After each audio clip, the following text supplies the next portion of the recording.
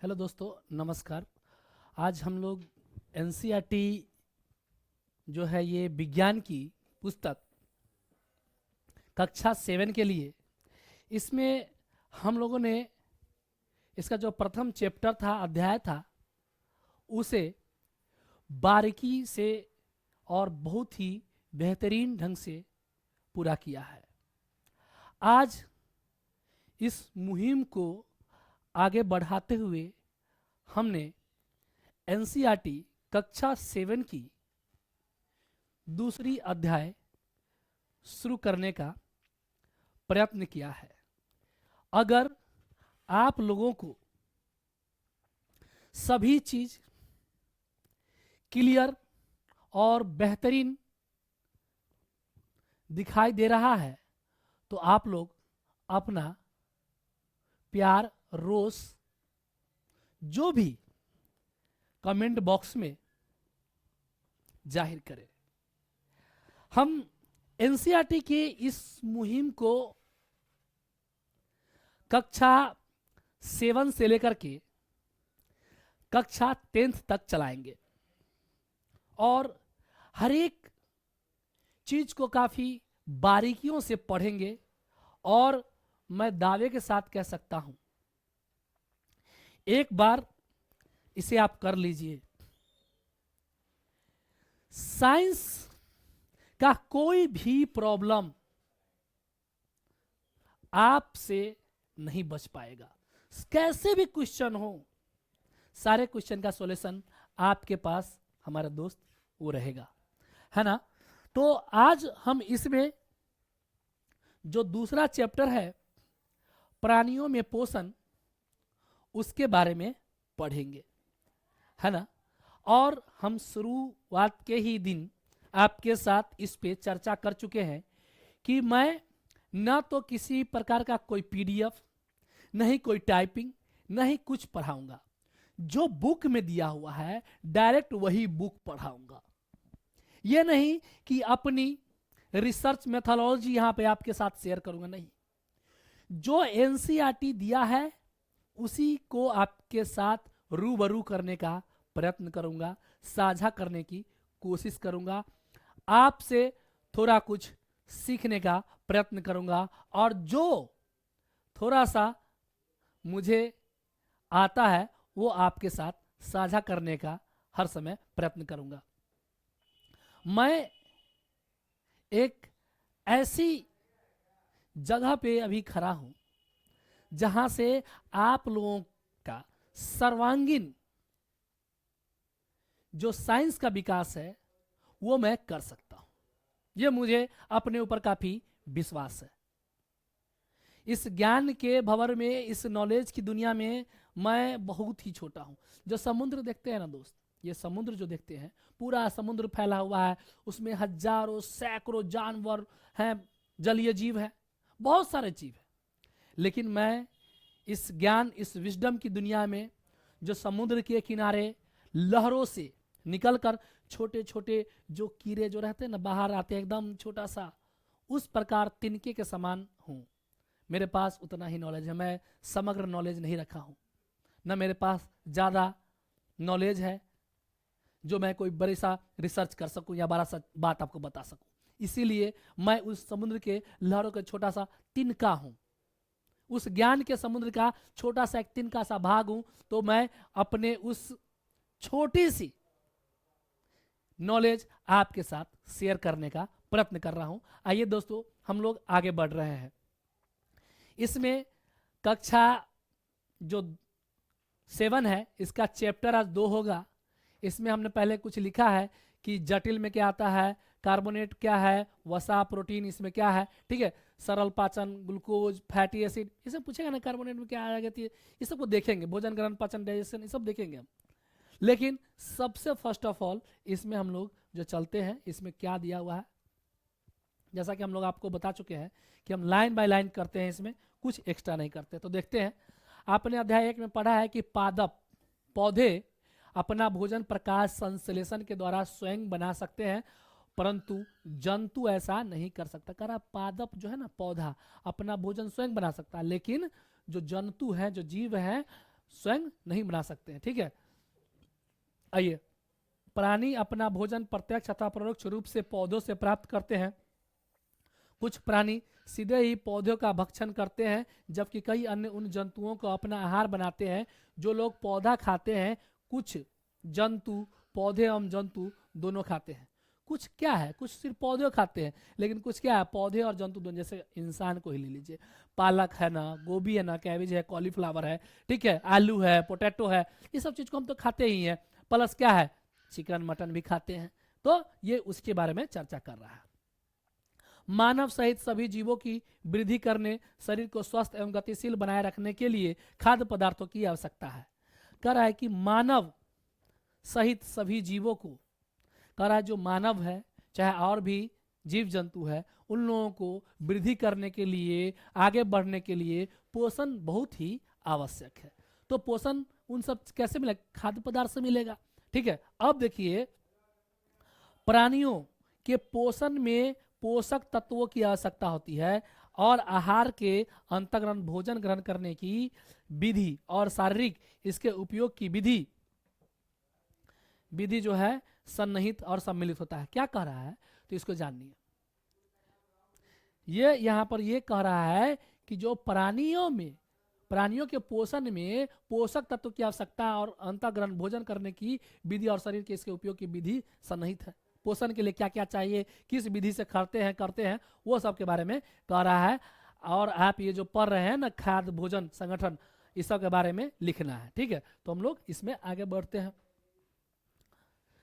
Carbohydrate जैसे कुछ जो संघटक जटिल पदार्थ है, अनेक जंतु इन जटिल पदार्थों का उपयोग सीधे रूप में नहीं कर सकते हैं। सही बात है, सीधे रूप में बहुत चीज नहीं कर सकता है, और उन्हें सरल पदार्थों में बदलना आवश्यक है। जैसे निम्न आरेख के द्वारा दिखाया गया है, जटिल खाद्य पदार्थों का सरल पदार्थ। जैसे इसमें बहुत सारा चीज आपको ये दिखाया गया है। तो इसमें यहां पर देखिए, कहा ना, परिवर्तित होना या टूटना विखंडन कहलाता है। जो पदार्थ का जो टूटना है और उसका विखंडन होना है, ये सब कहलाता है। ठीक है, तो जैसे हम लोग लिए कार्बोहाइड्रेट ले लिए, वसा ले लिए, ठीक है, फैट ले लिए, कुछ ले लिए, और उसका टूटना क्या, पाचन कहलाएगा, ये सब चीज का। अब जानिए कि खाद्य अंतर्ग्रहण की विधियां कैसी कैसी होती है।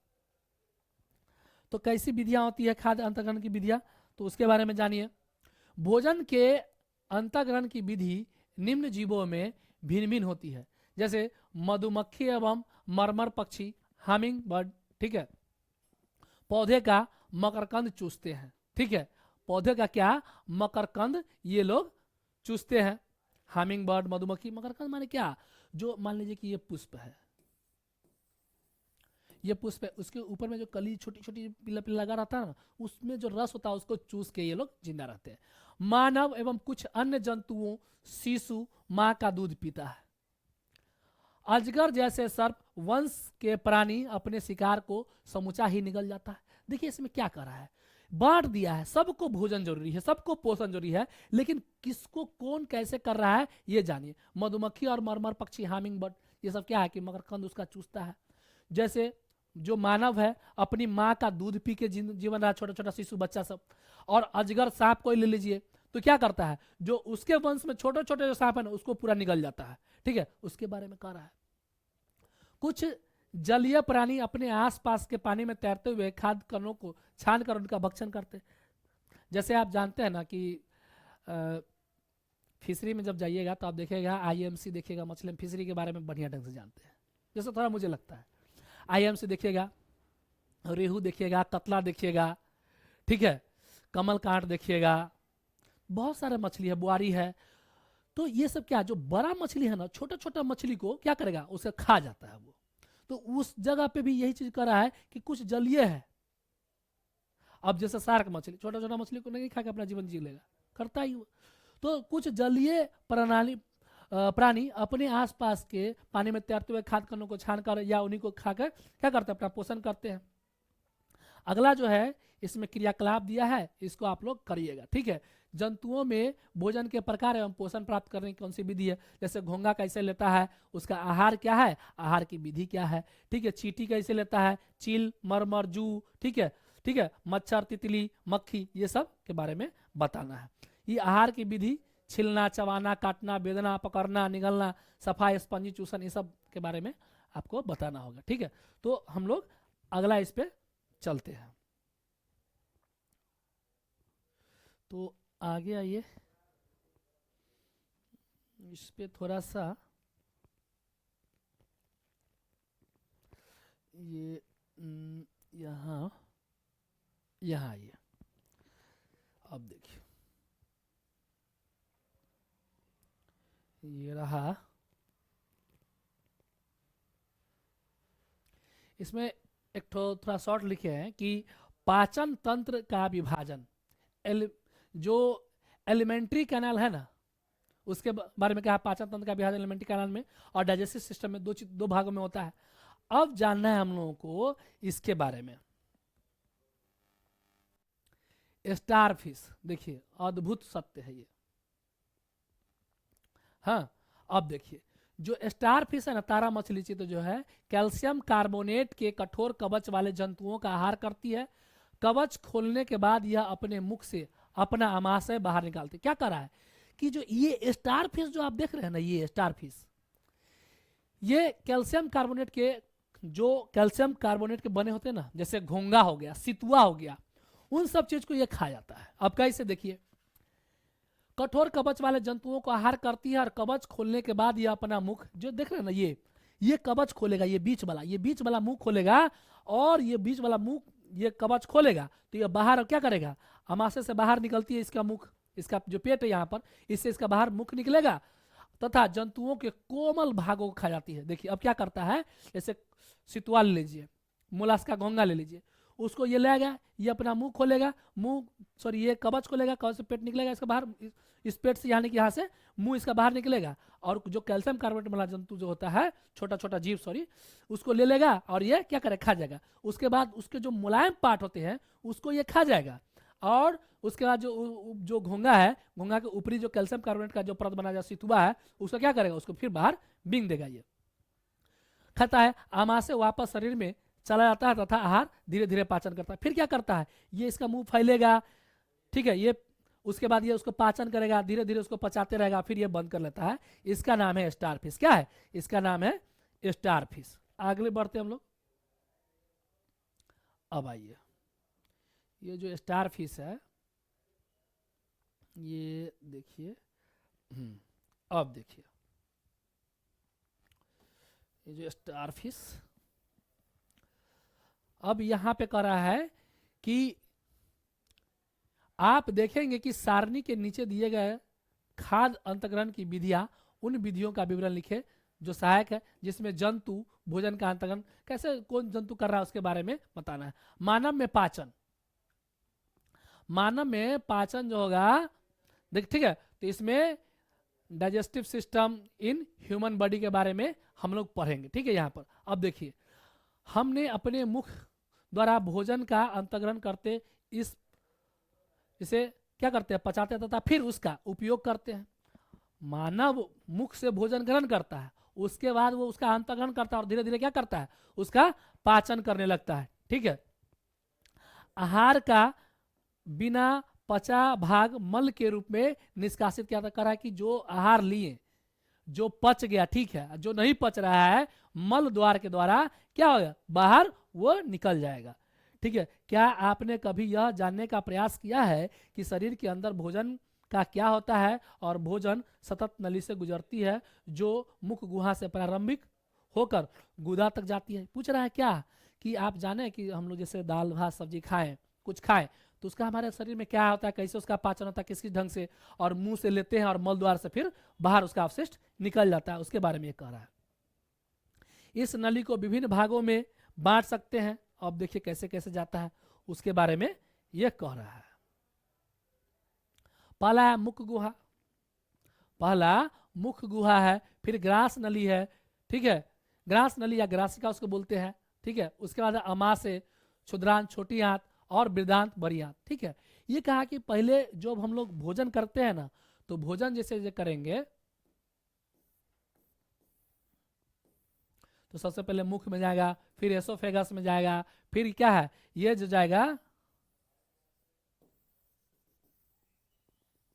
छोटी आंत में, फिर ये बड़ी आंत में जाएगा, ठीक है, फिर क्या है, ये मलद्वार द्वारा बाहर निकल जाएगा। इसके बारे में ये बता रहा है, ठीक है। तो कह रहा पहले मुख द्वार में जाएगा, फिर ग्रास नली में जाएगा या ग्रासिका में, फिर अमाशय, सॉरी यहाँ पर एक चीज छोड़ दी थोड़ा सा, ये पेट में जाएगा, ठीक है। तो क्या पहले जाएगा मुख में, मुख से ग्रास नली या ग्रासिका में जाएगा, फिर अमाशय में जाएगा, और फिर अमाशय के बाद क्या होगा, ये छोटी आंत में जाएगा, और छोटी आंत के बाद क्या होगा, फिर ये बड़ी आंत में चला जाएगा जो मलाशय से जुड़ी होती है, ठीक है। अच्छा, उसके बाद मल द्वार से ये क्या है, गुदा निकल जाएगा, सारा चीज मल द्वार या गुदा से। क्या बहुत लंबा मार्ग नहीं है, ये सभी भाग मिलकर आहार नाल यानी कि पाचन नली का निर्माण करते।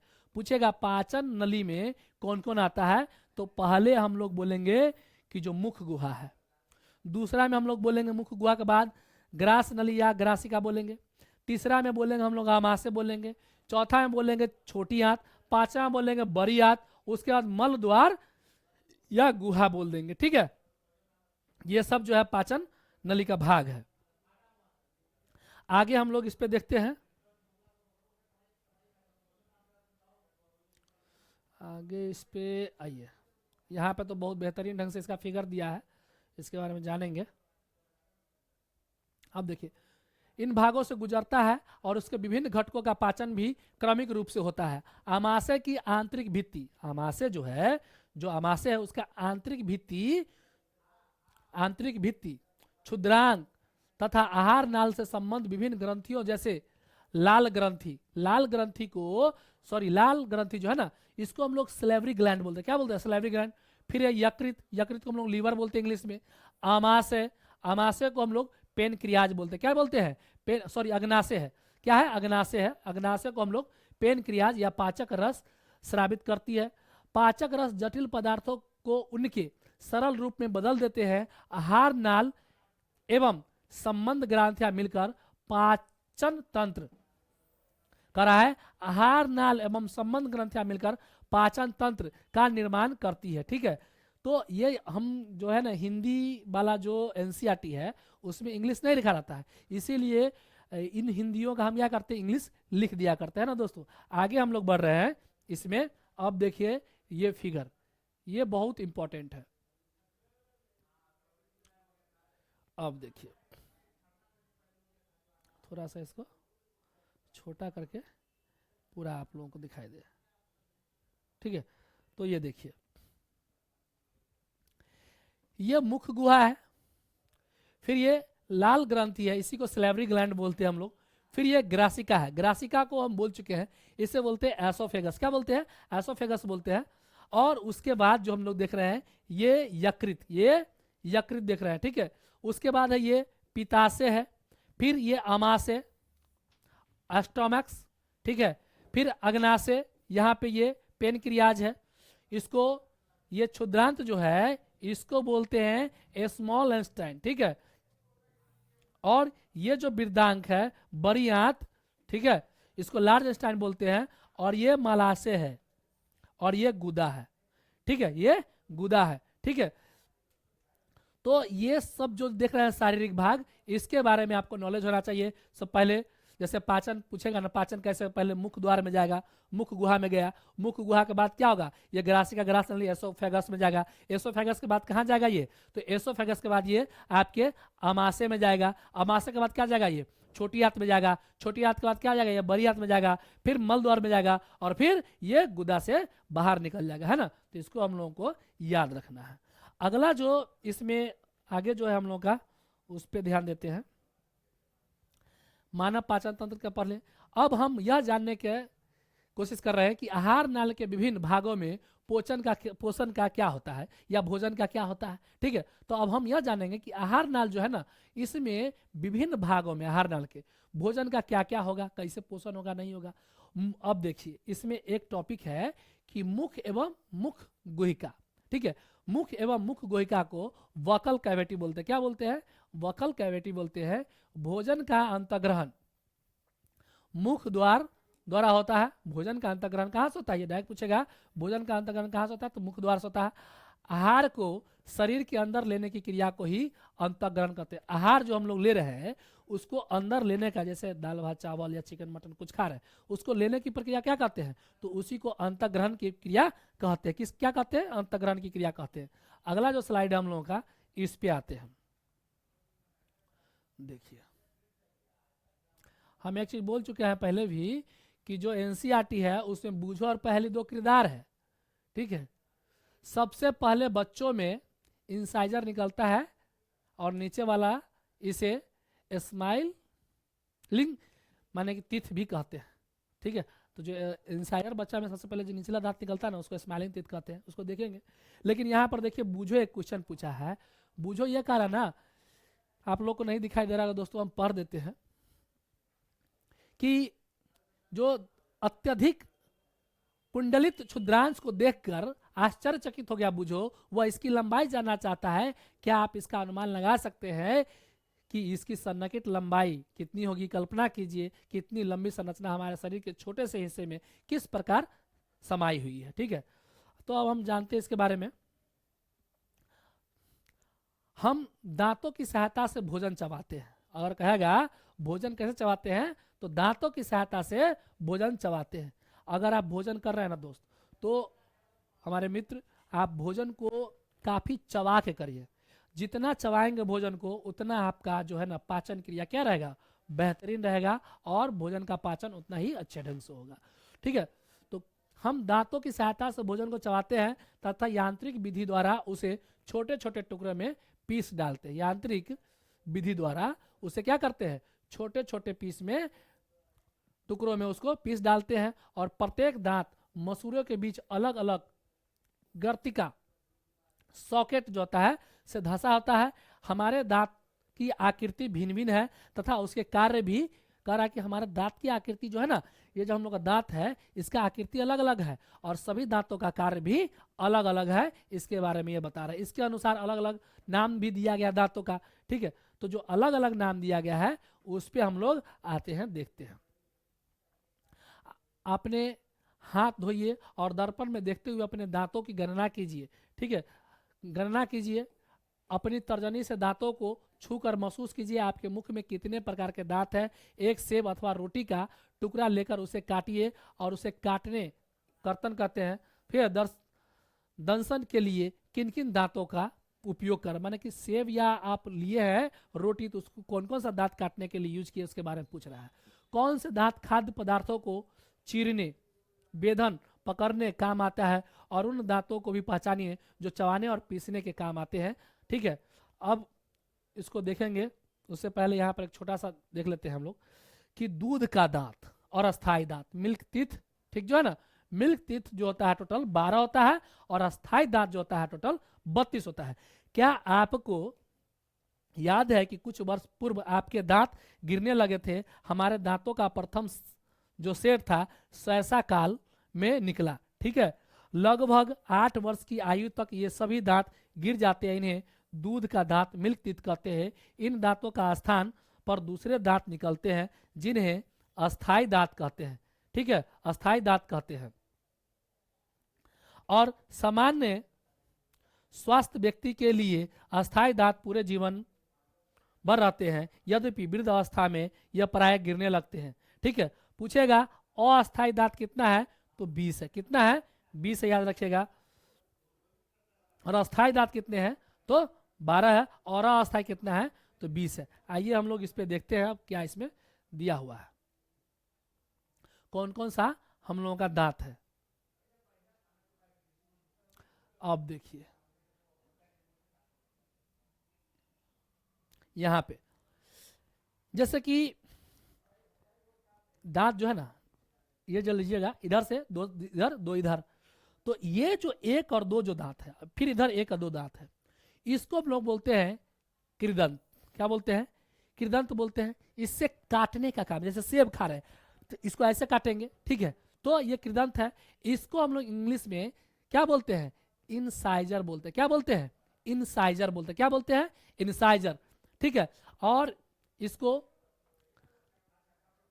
शाकाहारी दांत भी बोला गया है। ये टोटल 8 दांत होता है, 4 नीचे और 4 ऊपर, 2 इस साइड 2 इस साइड 2 इस साइड 2 इस साइड। ठीक है, टोटल कितना होगा?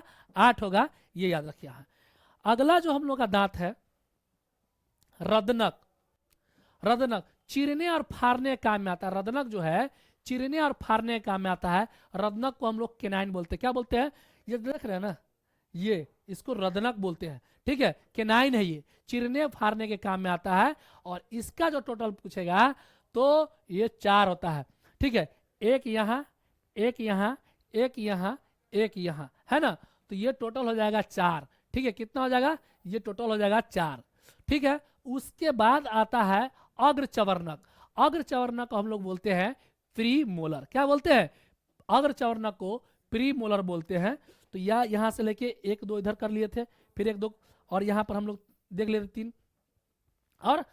ठीक है, तो फिर अब देखिए यहाँ पर केनाइन वाला हो गया। अब अर्धचवर्णक में भी ये देखिए, अर्धचवर्णक में अब अर्धचवर्णक 2 इस साइड 2 इस साइड 2 इस साइड 2 इस साइड, यानी कि 2 इस साइड है तो 2 ऊपर में भी होगा, यहाँ है तो ऊपर में 2 2 4, फिर इधर 2 2 4, यानी कि टोटल अर्धचवर्णक जो पूछेगा आपसे तो कितना होगा? इससे 8 होता है। और ये प्री मोलर काम है चबाना। क्या है? प्री मोलर का काम है चबाना। ठीक है, अब आइए चवर्णक मोलर।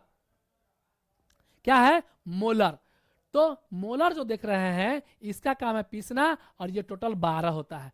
6 इधर 6 उधर। ठीक है, तो 3 इधर 3 इधर 6, फिर 3 इधर, फिर 3 इधर, 6 6 12। ठीक है, तो याद रखना है पहला होगा हम लोगों का इंसाइजर। इंसाइजर का काम है काटना। इंसाइजर का काम है काटना। फिर होगा केनाइन। केनाइन का काम है चीरना। फिर आएगा प्री मोलर। प्री मोलर का काम है ना किसी चीज को चबाना। ठीक है ना, चबाना। प्री मोलर का काम है चबाना। फिर देखिएगा चवर्णक।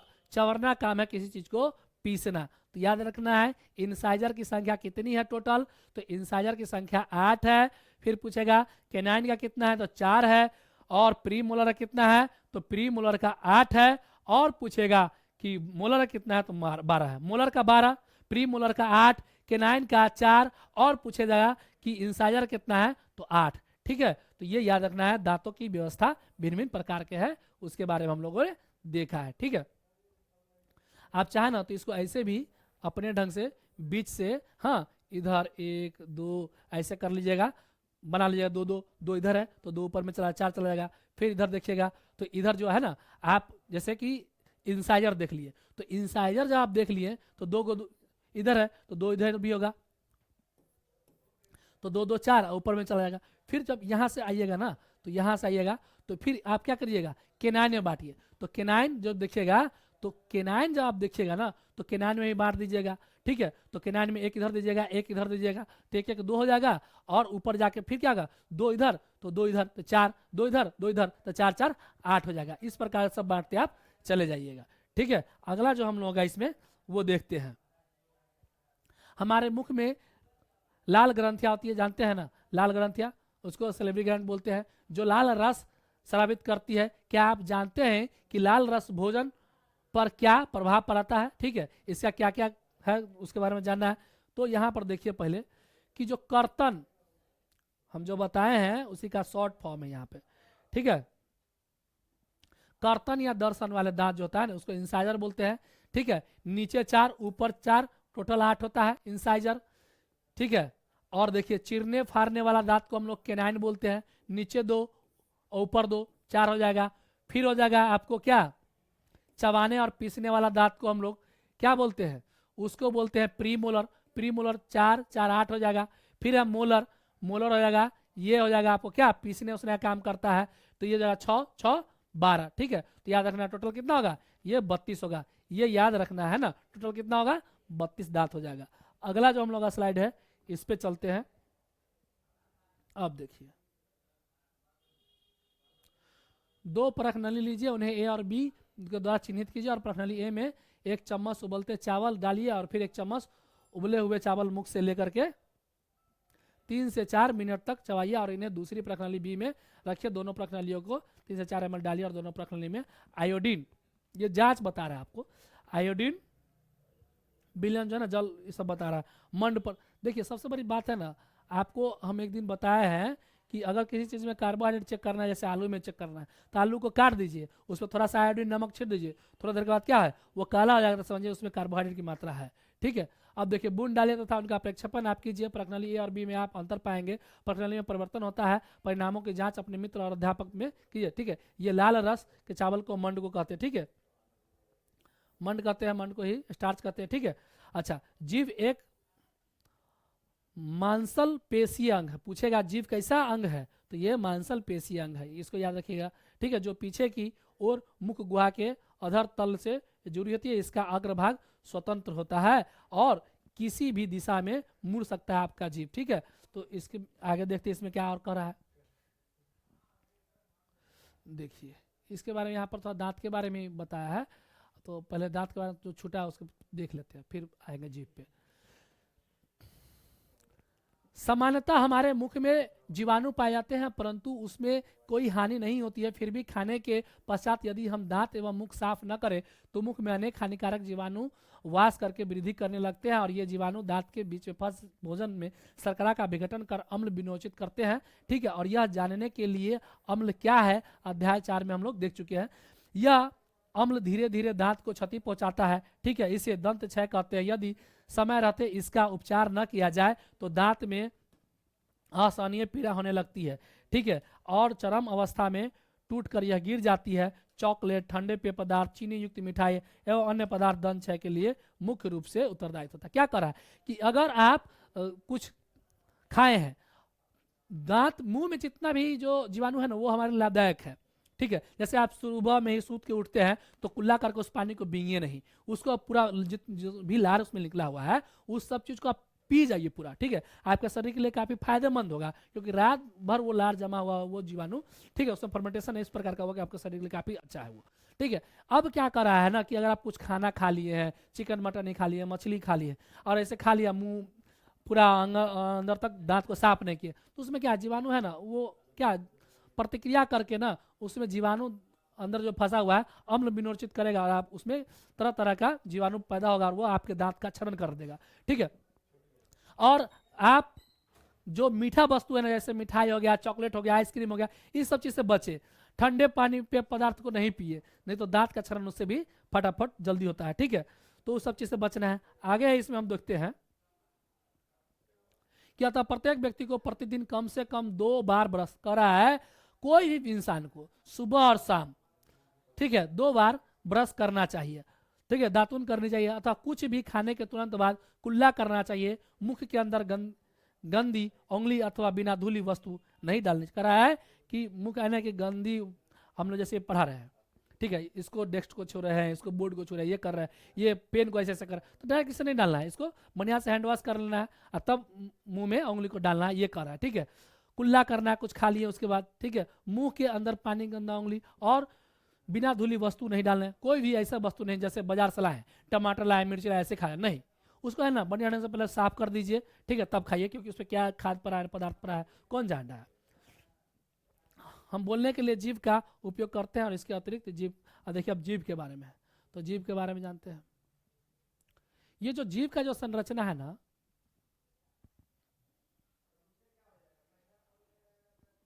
अब देखिए जीभ के संरचना के बारे में जानिए। ये जो जीभ है, सबसे इसका जो पहला भाग है ना, इस पे मिठास होता है अग्रभाग में। जीभ का जो पहला भाग है इसमें मिठास होता है, अग्र होता है जो भाग है। अब देखिए यही पहला भाग के बगल में जो अग्रपस भाग है, ये कैसा होता है, ये नमकीन होता है। अग्रपस भाग के बगल में फिर बगल पस भाग जो है ये कैसा है, खट्टा होता है। और सबसे लास्ट में जो है वो कैसा होता है, ये होता है आपको कैसा, तो ये होता है करवाहट देता है महसूस, और ये होता है बिचला स्वादहीन होता है। जानते हैं एक चीज जानिए कि जब आप लोग गर्म वस्तु कोई चीज खाते हैं, जैसे चिकन खा रहे हैं तो फटाक से भूजे और खाए, और तो वो आपको काफी स्वादिष्ट लगता है। आप जाइए ना, जो वस्तु ठंडा हो जाएगा उसको खाइए, मजा नहीं है। क्यों? क्योंकि जैसे आप खाते हैं गर्म कोई वस्तु तो उसका सरफेस टेंशन एरिया जो है पृष्ठ तनाव से कम हो जाएगा। अब जैसे कम होगा ऐसे ऐसे पूरा जीभ के हर एक भाग में, अग्र में भी गया, पस में जाएगा मीठा, और ये इसमें भी चला गया, पस मार्ग में भी जाएगा, अग्र पस में भी जाएगा, तो खट्टा नमकीन सब तरफ मिलता है, तो उसका सब तरह का आपको स्वाद आता है, जिससे स्वादिष्ट लगता है क्या, गर्म वस्तु। लेकिन ठंडा वस्तु ऐसा नहीं लगेगा। और जो इसका बिचला भाग है ना उदासीन है, इसमें कोई स्वाद ही नहीं रहता है। तो याद रखना है, सबसे पहला भाग कैसा है, मीठा है।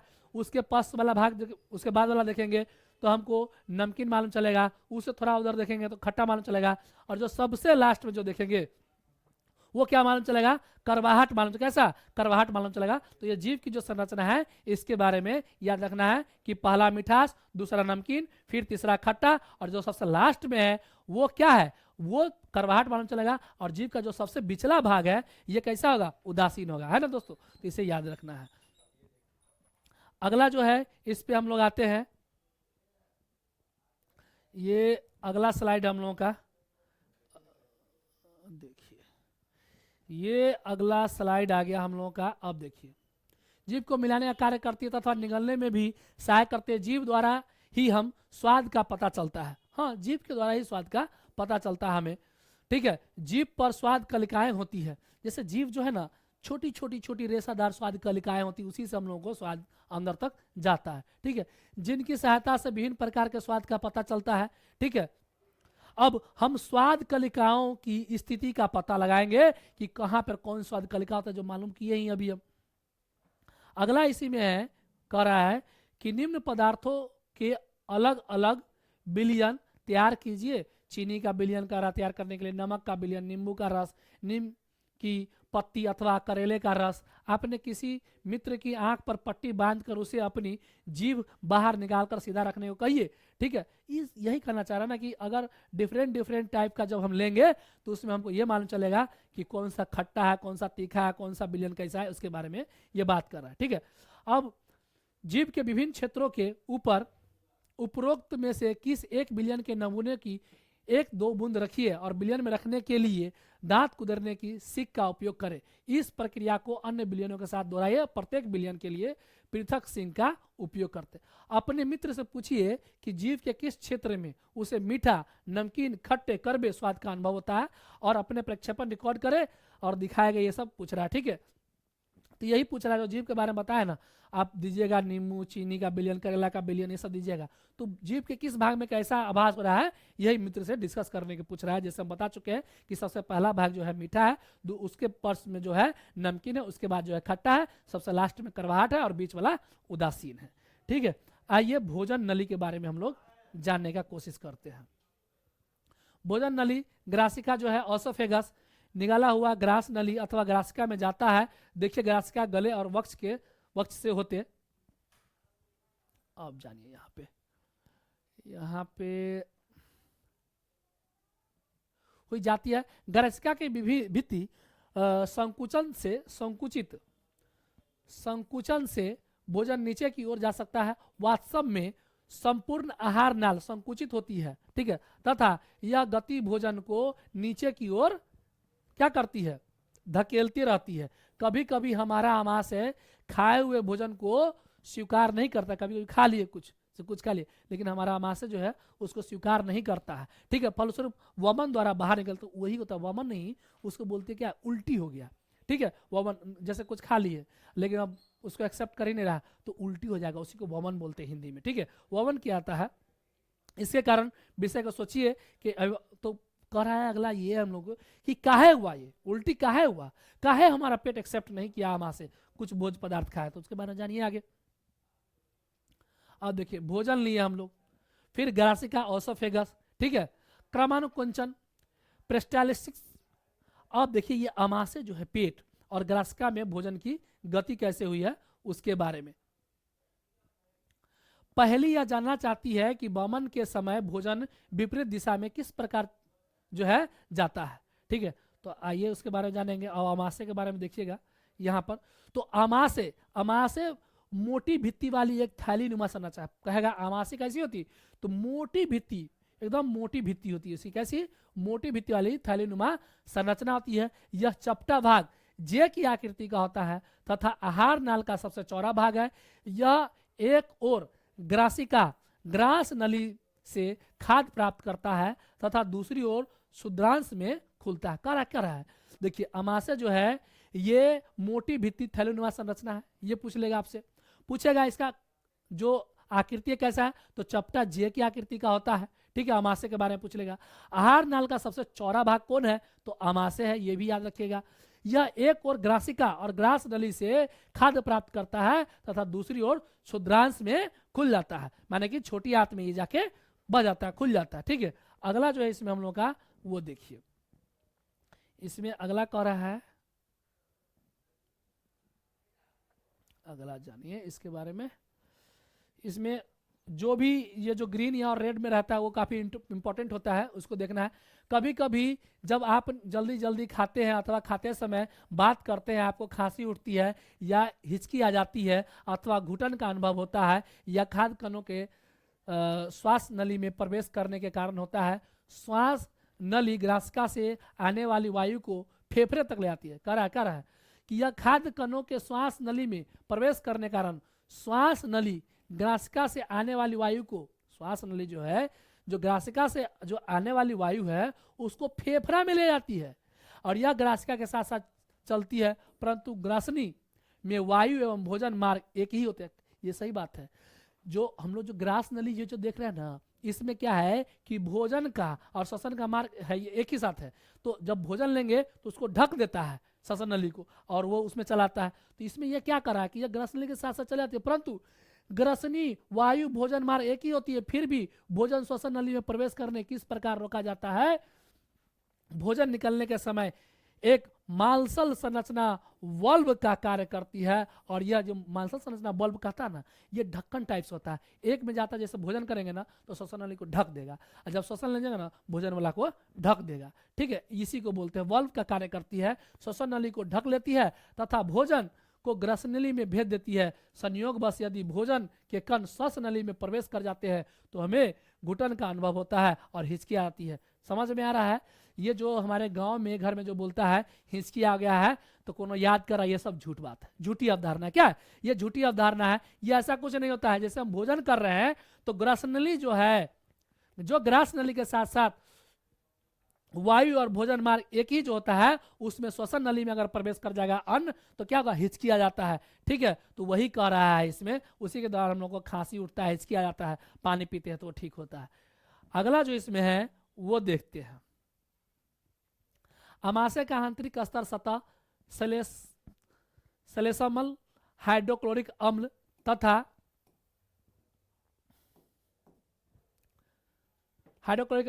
तथा पाचक रस स्रावित करता है।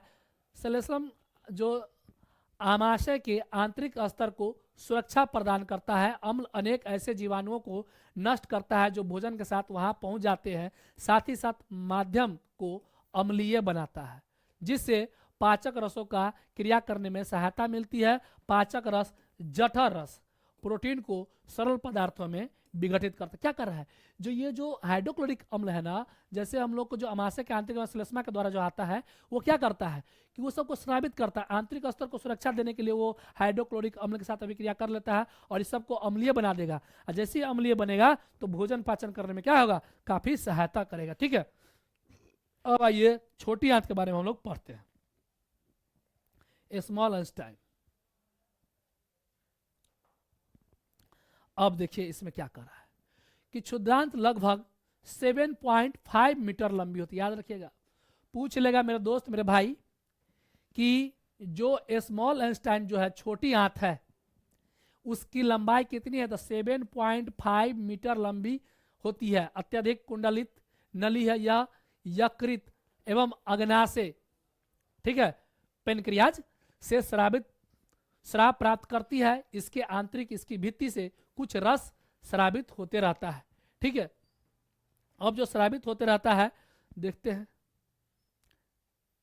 यकृत गहरे लाल भूरे रंग की ग्रंथि है। कह रहा है यकृत, याद रखिएगा, यकृत गहरे लाल भूरे रंग की ग्रंथि है जो उदर के ऊपर भाग में दाहिनी दक्षिणी ओर अवस्थित होती है। ठीक है, यह शरीर की सबसे बड़ी ग्रंथि है। यकृत शरीर की सबसे बड़ी ग्रंथि है।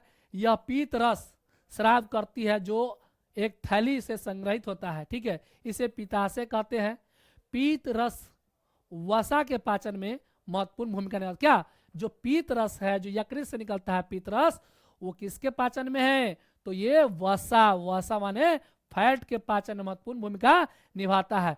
यहां पर एक चीज याद रखेगा कि शरीर की सबसे बड़ी ग्रंथि कौन है, तो यकृत है। दूसरी पूछेगा, दूसरी बड़ी ग्रंथि, तो क्या कहिएगा, अग्नाशय हल्के पीले रंग का होता है, वो दूसरी आ जाएगी। ठीक है, तो याद रखिएगा। अब है अग्नाशय हल्के पीले रंग की बड़ी ग्रंथि है जो अमाशय के ठीक नीचे स्थित होता है। ठीक है, ठीक है, अमाशय के ठीक नीचे स्थित होता है। अब है अग्नाशिक रस कार्बोहाइड्रेट व प्रोटीन पर क्रिया करता है तथा इनको सरल रूप में परिवर्तित कर देता है। किसमें, सरल रूप में परिवर्तित कर देता है और आंशिक रूप में पचा भोजन अब क्षुद्रांत के निचले भाग में पहुंचता है, जहां आंत रस पाचन क्रिया को पूर्ण कर देता है। कार्बोहाइड्रेट सरल शर्करा जैसे ग्लूकोज में परिवर्तित कर रहा है। कार्बोहाइड्रेट जो सरल शर्करा है ना, जो सरल शर्करा है उसको ग्लूकोज के रूप में कार्बोहाइड्रेट क्या कर रहा है, परिवर्तित करता है। वसा अम्ल एवं ग्लिसरॉल में तथा प्रोटीन एमिनो अम्ल में परिवर्तित करता है। आप जानिए यहां पर कार्बोहाइड्रेट शर्करा जो सरल शर्करा है, मंड है, स्टार्च है, उसको ग्लूकोज में परिवर्तित करता है। जो वसा है, वसा अम्ल एवं ग्लिसरॉल में परिवर्तित करता है। प्रोटीन एमिनो अम्ल में परिवर्तित करता है। ठीक है, यहां पर एक केस है, इसके बारे में हम लोग चर्चा करेंगे। देखिए ये कैसा केस है, बहुत ही अद्भुत केस है ये। एक विलक्षण दुर्घटना द्वारा आमाशय की कार्य प्रणाली की खोज हुई कि आमाशय कैसे कार्य करता है, उसमें क्या होता है। सन 1822 ईस्वी में एलेक्सिस सेंट मार्टिन नामक व्यक्ति को गोली लगी। अब गोली लगने के कारण वह बुरी तरह से घायल हो गया। गोली से वक्ष क्षतिग्रस्त हो गया। आमाशय में एक छिद्र हो गया। ये जो देख रहे हैं ना आमाशय, यहीं पे वक्ष में गोली लगा और ये क्या हो गया, छिद्र युक्त हो गया इसमें।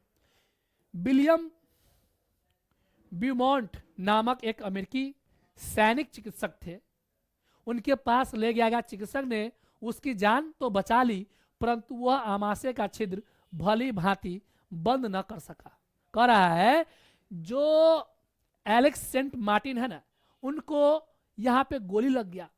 जो सैनिक थे, अमेरिकी सैनिक के विलियम ब्यूमॉन्ट था, उसको इस गोली से बचा लिया, लेकिन जहां पर उसको जो आमाशय में छिद्र हुआ है, गोली लगा है, उस छिद्र को भली भांति बंद न कर सके। उसने इस छिद्र की पट्टी से ढक दिया। ब्यूमॉन्ट को छिद्र से आमाशय के अंदर झांकने का दुर्लभ अवसर मिला। समझ रहे हैं, इसमें जो गोली लगा, इसको छोड़ दिया, पट्टी से ढक दिया। इस आमाशय के अंदर कैसे भोजन का पाचन हो रहा है, कैसे क्या कार्य हो रहा है, वो ब्यूमॉन्ट सब देखा। ये एकदम दुर्लभ था अपने आप में। उसने कुछ रोचक प्रक्षेपण किए। ब्यूमॉन्ट ने देखा कि आमाशय भोजन का मंथन कर रहा है, आमाशय भोजन का मंथन कर रहा है और इसकी भित्ति से तरल स्रावित होता है जो भोजन को पचा सकता है। और उससे यह भी देखा कि आमाशय क्षुद्रांत में तभी खुलता है जब आमाशय में भोजन का पाचन पूरा हो जाता है। देखिए कितना इंपॉर्टेंट है यह कहानी। एलेक्स सेंट मार्टिन और ब्यूमॉन्ट की जुबानी है। अब क्या कर रहा है, ब्यूमॉन्ट बोला कि जब हम आमाशय में जहां पे गोली लगा था, उस चीज को छोड़ दिया, ढक के छोड़ दिए। अब इसमें आमाशय में भोजन का मंथन जो हो रहा था, उसमें मंथन जो खूब हो रहा है, तो इसकी भित्ति, जो ये पेट देखेंगे ना, तो इसमें एक भित्ति जो ऐसे ऐसे रुई प्रकार की होती है, इसको विलायक कहते हैं। तो ये उसमें ना उसका पाचन कर रहा है भोजन का, और इसका जब भोजन का पाचन होता है, भित्ति से स्रावित होता है, वो सब पाचन करते समय उसने देखा कि आमाशय जो क्षुद्रांत जो है छोटी आंत में तभी खुलता है। जब तक इस पेट में पूर्ण रूप से उसका पाचन नहीं हो जाएगा, तब तक ये छोटी आंत में जाएगा ही नहीं। यही कर रहा है। जैसे कि हम लोग पढ़े हैं कि मुख से गया एसोफेगस में, एसोफेगस में आमाशय में, आमाशय से छोटी आंत में, छोटी आंत से बड़ी आंत में, और बड़ी आंत से मलद्वार में, मलद्वार से गुदा से यह बाहर निकल जाता है। ठीक है, तो उसी के बारे में कहा है कि ये जब तक आमाशय में इसका पाचन नहीं होगा पूर्ण रूप से इसका, तब तक ये छोटी आंत में जाएगा नहीं। ठीक है, और जब आमाशय में भोजन का पाचन पूरा हो जाता है, तभी ये छोटी आंत में जाएगा, उसका पाचन वहां होना स्टार्ट होगा मुख्य रूप से।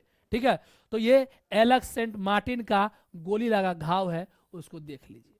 ठीक है, अगला जो हम लोग का पेज है उस पे आते हैं। ये काफी इंटरेस्टिंग था। ठीक है, अब देखिए उससे भी ज्यादा है कि क्षुद्रांश में अवशोषण कैसे होता है। ठीक है, पचा हुआ भोजन जो है, पचा हुआ भोजन अवशोषित होकर क्षुद्रांश की भित्ति में स्थित रुधिर वाहिकाओं में चला जाता है, जैसा अभी हम लोग तो पढ़े ही है। जो पचा हुआ भोजन है अमाशय से रुधिर में क्षुद्रांश के मानव से चला जाता है, और ये कहाँ, छोटी आंत में चला गया, और इस प्रक्रम को हम लोग अवशोषण कहते हैं। क्षुद्रांश की आंतरिक भित्ति जो होती है उंगली के समान उभरी रहती है, उसे बिलाई कहते हैं। ये संरचना होती है जिसे, ठीक है, जिन्हें हम लोग दीर्घरोम, ठीक है, या रसांकुर कहते हैं। रसांकुर को इंग्लिश में विलाई कहा है। क्या आप अनुमान लगा सकते हैं कि दीर्घ रोम की आंत्र में क्या भूमिका होता है? दीर्घ रोम में पचे हुए भोजन के अवशोषण हेतु तल क्षेत्र बढ़ा देता है और प्रत्येक दीर्घ रोम में सूक्ष्म रुधिर वाहिकाओं का जाल फैला होता है। ठीक है, दीर्घ रोम की सतह से पचे हुए भोजन का अवशोषण होता है तथा यह रुधिर वाहिका में चला जाता है। अवशोषित पदार्थ का हस्तांतरण रुधिर वाहिकाओं द्वारा शरीर के विभिन्न भागों तक होता है, जहां उनका उपयोग जटिल पदार्थ को बनाने में किया जाता है। इस प्रक्रम को स्वांगीकरण, स्वांगीकरण को इंग्लिश में एसिमिलेशन कहते हैं। क्या कहते हैं? एसिमिलेशन कहते हैं। ठीक है, कोशिकाओं में उपस्थित ग्लूकोज का विघटन कर रहा है। कोशिका में जो उपस्थित ग्लूकोज है उसका विघटन ऑक्सीजन की सहायता से कार्बन डाइऑक्साइड जल में हो जाता है। कह रहा है कोशिका में जो उपस्थित ग्लूकोज है ना, उसका अगर विघटन होगा तो ऑक्सीजन की सहायता से होगा, और कार्बन डाइऑक्साइड एवं जल में वो क्या होता है, जल में आता है और ऊर्जा मुक्त होती है। भोजन का वह भाग जिसका पाचन नहीं हुआ, वह पाचन नहीं हो पाता है अथवा अवशोषण नहीं हो पाता है, वृद्धांत में भेद जाता है। कह रहा क्या रहा है, जैसे कि हम लोग भोजन लिए, पेट से लिए, एसोफेगस को होते हुए अमाशय में गया, अमाशय से जब पाचन हो गया बड़ी छोटी आंत में गया। अब छोटी आंत में अगर उसका पाचन उचन नहीं हुआ तो उसको क्या है, बड़ी आंत में भेज दीजिए, और बड़ी आंत से भेज दीजिएगा तो उसको मल द्वार और गुदा के द्वारा बाहर भेज दिया जाएगा, है ना। अब आइए हम लोग बड़ी आंत के बारे में जानते हैं। ठीक है, बड़ी आंत माने कि लार्ज इंस्टाइन, उसके बारे में जानिए। वृद्धांत क्षुद्रांत की अपेक्षा चौड़ी और छोटी होती है, लगभग यह 1.5 मीटर लंबी होती है, और इसका मुख्य कार्य जो है जल एवं लवण का अवशोषण। देखिए यहां पर याद रखना है, ये वो करता है, वसा, कार्बोहाइड्रेट, ग्लूकोज सब का करता है छोटी आंत। लेकिन जब बड़ी आंत में आइएगा तो बड़ी आंत क्या करेगा, जल का और लवण का करेगा, जल और लवण का अवशोषण करता है ना मेरे दोस्त। अब देखिए, अपचित पदार्थ मलाशय में चला जाता है और अर्ध ठोस मल के रूप में समय समय पर निकल जाता है। अपचित पदार्थ मल ठोस के रूप में ही निकलता है। ठीक है, अब जानिए इसमें आगे क्या कर रहा है।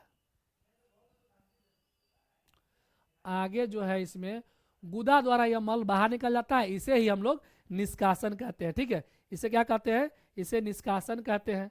अगला जो इसी में है वो देखिए, घास खाने वाले जंतु में जैसे हुआ गाय, बैल, बकरी, भैंस, इसमें कैसे पाचन होता है उसके बारे में हम लोगों को जानकारी लेना है ना।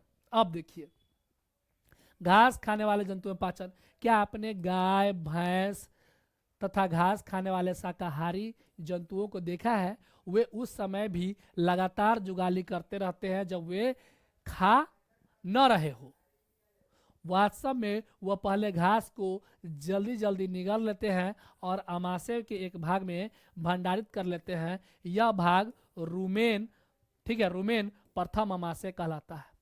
क्या कर रहा है, जैसे जो हुआ गाय हुआ, भैंसी हुआ, बैल हुआ, बकरी हुआ, ये सब क्या करता है, जल्दी जल्दी हरा घास भूसा खा लेगा और उसको पेट के एक छोटे से भाग में अलग साइड में रुमेन में रख लेता है।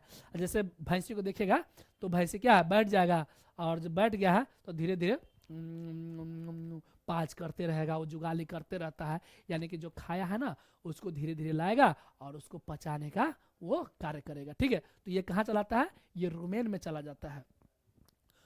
रुमेन को हम लोग प्रथम अमाशय कहते हैं। रुमिनेंट में अमाशय 4 भागों में बटा हुआ है।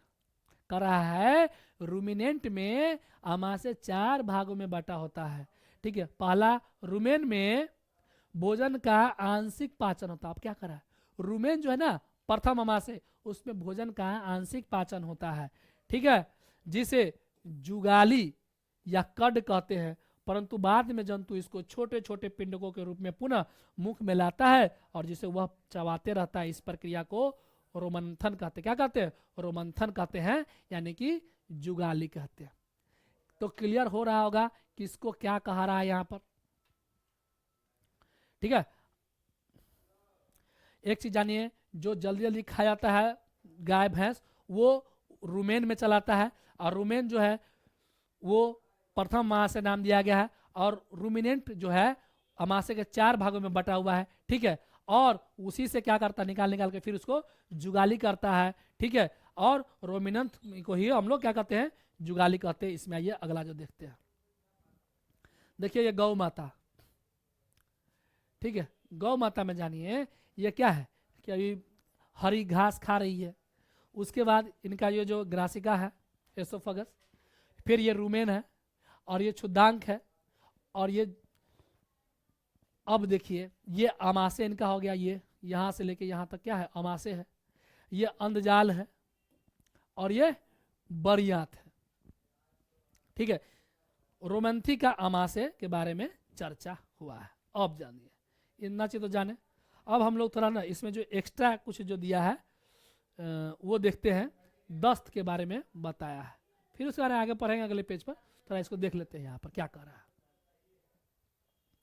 अब जानिए दस्त के बारे में क्या कह रहा है कि कभी कभी आपको जल रूपी पतले मल के बार बार निष्कासन की आवश्यकता होती है। इस स्थिति को हम लोग दस्त कहते हैं। यह संक्रमण खाद्य विषाक्तता, डिहाइड्रेशन से हो जाता है। ठीक है, अथवा पाचन के कारण होता है। भारत में विशेषकर बच्चों में यह अति सामान्य स्थिति चरम अवस्था में यह घातक भी हो सकता है। इसका मुख्य कारण यह है कि शरीर में जल एवं लवण की अत्यधिक क्षति होती है। इसे सहजता से नहीं टालना चाहिए। ठीक है, चिकित्सक के पास डॉक्टर के पास जाने से पूर्व ही रोगी को उबाल कर ठंडा किया हुआ जल में एक चुटकी नमक और चीनी घोलकर पिलाना चाहिए, जीवन रक्षक घोल। कह रहा है, ठीक है, ORS भी इसको कहते हैं। कह रहा है कि अगर किसी को दस्त हो रहा है ना, तो उसमें क्या होगा, उसका जो मल होगा बार बार त्याग होगा, मल त्याग, और पतले रूप में होगा। अगर आप किसी डॉक्टर चिकित्सक के पास जा रहे हैं तो उससे पहले पानी को उबाल दीजिए, उबाल कर ठंडा कर दीजिए, उसमें नमक चीनी मिला के उसको थोड़ा थोड़ा दीजिए, काफी फायदा करेगा। ठीक है, उसे ORS का फुल फॉर्म क्या होता है, ओरल रिहाइड्रेशन सोल्यूशन। ठीक है, तो इसको याद रखिएगा, ORS का फुल फॉर्म है ना। अगला जो हम लोगों का जो पेज है उस पे आते हैं। ठीक है, तो अगला पेज है, उस पे हम लोग देख रहे हैं जो जुगाली के बारे में हम लोग पढ़ रहे थे, उसी पे चलते हैं। जुगाली करना कहते हैं तथा ऐसे जंतु को रूमिनेंट अथवा रोमंथी कहते हैं। ठीक है, जो जुगाली करते हैं ना, गाय भैंस बैल, उस सबको हम लोग रोमेंथी कहते हैं। कैसे रोमेंथी कहते हैं, घास में सेलुलोज की प्रचुरता होती है जो एक प्रकार का कार्बोहाइड्रेट है। घास में सेलुलोज की प्रचुरता होती है जो एक प्रकार कार्बोहाइड्रेट है। किसी रूमिनेंट अथवा रोमंथी पशु, हिरन आदि में रूमेन सेलुलोज का पाचन करने वाले जीवाणु पाए जाते हैं। देखिए, जो रोमेंथी होता है ना, उसमें हम लोग तो नहीं है, ना हम लोगों में उस प्रकार का जीवाणु है। तो यही जानिए कि जो घास भूसा खाता है ना, उसको रोमेंथी जीव कहते हैं, और उसमें एक प्रकार का जीवाणु पाया जाता है जिस कारण उसको पाचन करते हैं।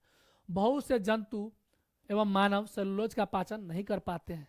अब ये नहीं कहिएगा कि हम लोग साग भी खा जाते हैं। अरे साग खा जाते हैं, इसका दूबी थोड़ी ना खा जाएंगे, बांस का पत्ता थोड़ी ना खा जाएंगे, है ना। तो उस चीज़ पे हम लोगों को भी ध्यान रखना है। ठीक है, अब क्या कर रहा है, पहली यह जानना चाहती है कि ये जंतु भोजन करते समय इसे भली भांति क्यों नहीं चबा पाते हैं। तो क्यों नहीं चबा पाते, ये पहली पूछ रही है। फिर बूझो जानना चाहता है कि मनुष्य मवेशियों की तरह सेलुलोज को क्यों नहीं पचाता है। ठीक है, अब देखिए, ये जो है ना, इसमें जो वर्म फॉर्म में अपेंडिक्स गैप होता है इस समय। ठीक है, तो जिसमें अपेंडिक्स नहीं रहेगा ना, वो सब का तो पाचन कर ही लेगा। हालांकि है हम लोगों में अपेंडिक्स, इसलिए नहीं पाचन करते हैं, हर एक मनुष्य में अपेंडिक्स है। जानवर जैसे घोड़ा, खरगोश आदि में क्षुद्रांत एवं वृद्धांग के बीच एक थैलीनुमा बड़ी संरचना होती है जिसे अंधनाल कहते हैं। भोजन के सेलुलोज का पाचन यहाँ पर जीवाणुओं के द्वारा किया जाता है, ठीक है, जो मनुष्य के आहार नाल में अनुपस्थित होता है। अब तक आपने उन जंतुओं के विषय में पढ़ा है जिसमें पाचन तंत्र पाया जाता है, परंतु ऐसे बहुत से सूक्ष्म प्राणी है जिसमें न तो मुख होता है और न ही पाचन तंत्र, फिर भी वो अपना भोजन किस प्रकार से अंतग्रहण करते हैं, उसका पाचन भी करते हैं, ठीक है। आप भोजन ग्रहण करने की एक अन्य रोचक विधि का अध्ययन करेंगे अभी, देखिए। उसके बारे में जानने के लिए आइए अमीबा के बारे में जानिए। अमीबा में संभरण एवं पाचन जो है, अमीबा में संभरण एवं पाचन कैसे होता देखिए। अमीबा जलाशयों में पाए जाने वाला एक कोशिकीय जीव है। अमीबा जो है एक कोशिकीय जीव है। अमीबा की आकृति ऐसी होती है, ठीक है, ऐसा ही अमीबा होता है, कोई आकृति नहीं होता है इसका, ठीक है। अमीबा की कोशिका में एक कोशिका झिल्ली होती है। यह एक गोल सघन केंद्रक एवं कोशिका, ठीक है, गोल सघन केंद्रक एवं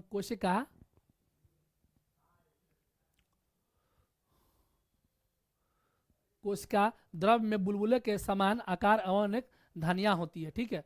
अमीबा निरंतर अपनी आकृति एवं स्थिति बदलते रहता है, सही बात है, बदलते रहता है।